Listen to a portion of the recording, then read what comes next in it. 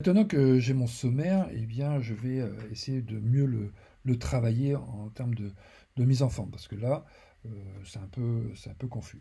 Alors bien sûr, pour le travailler, il me faut un peu plus de données, hein, pour avoir une vision un peu plus globale. Donc je vais bien sûr prendre ici, je vais continuer, vous voyez. Voilà, maintenant, comme j'ai mes styles qui sont définis, je n'ai plus qu'à les appliquer. D'accord? Donc ça, c'est du chapeau. Voilà. Et ça, c'est du titre 1.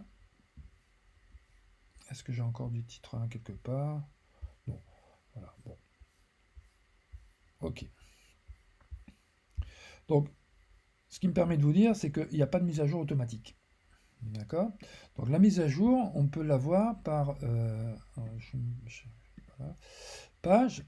Voilà, je vais mettre à jour la table. En fait, la mise à jour de la table n'est pas automatique et elle n'est accessible que si vous ajoutez des pages. Donc c'est uniquement au niveau de la numérotation. Bon, ceci dit, c'est pas trop grave, hein, d'accord? Je peux revenir dans table des matières. Ok, tac, tac, tac. Je ne change rien. Je ne change rien et je dis OK. Et du coup, lui, il va mettre à jour la totalité. Voilà. Donc voilà une table des matières, voilà, un peu plus fournie. Donc ici, j'ai quelques erreurs, c'est-à-dire que voilà, déjà le texte ici, vous voyez, le D, c'est centré, c'est pas ce que je veux. Donc je quitte toute sélection, d'accord? Ne restez pas sur votre sélection, je quitte toute sélection. Donc je vais modifier ici TM niveau 1 et TM niveau 2. On va commencer par le début. Double-clic, j'ai l'aperçu. Donc je vais peut-être mieux me mettre pour... Voilà, je vais mettre le sommaire à gauche. OK. Donc voilà. Alors, on y va. Bon, caractère de base, je ne change rien. 114, ça me convient, c'est OK. Bon, les espacements, je peux condenser peut-être, hein, puisque c'est souvent sur plusieurs lignes. Donc, est-ce que je peux échelle horizontale? Et voilà, je peux condenser, par exemple. D'accord. Après, les retraits espacements. Donc ici, je ne vais pas centrer, oui, je vais l'aligner à gauche. OK, aligner à gauche. Et donc tout ça, c'est OK. Je vais créer un espace avant pour libérer le décalé de sommaire. Donc ici, je vais mettre 6. Voilà. Et après, je vais mettre 3. Je vais mettre 2. Voilà. Donc, vous voyez le côté pratique. D'accord. J'ai mon sommaire qui fonctionne très bien. Je peux intervenir dedans pour modifier sa mise en page. Je vais ici, au niveau de la tabulation, oui, je voudrais des points ici. Donc, on va le faire au niveau de la tabulation. Donc, un retrait tabulation aligné à droite et vous cliquez vers l'extérieur. D'accord? Vous voyez, ça ne change pas grand-chose sur l'aperçu. Il faudrait vraiment que je sois au bord et encore. Ok, mais il faut se taquer là. Pourquoi? Eh bien, ici, voilà, je vais mettre un petit point. Voilà. Donc, j'ai bien les petits points qui apparaissent. Est-ce que j'en ai fini? Oui. Bon, les filets, on ne va pas en faire, hein, puisque, voilà, tac. Je crois que c'est tout. Bon, après, on peut enrichir de plein de choses. Ok, je valide.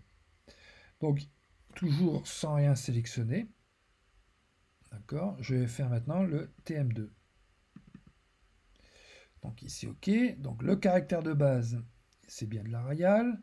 Je suis bien en Arial Now. Je vais mettre de l'italique.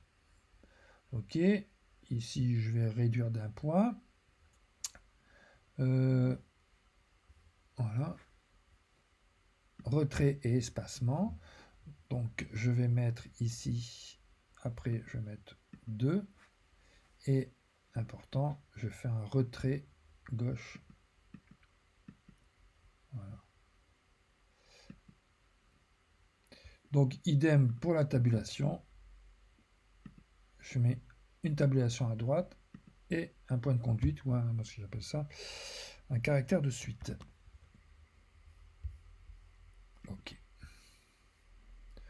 Donc voilà, alors je vais encore changer un petit truc.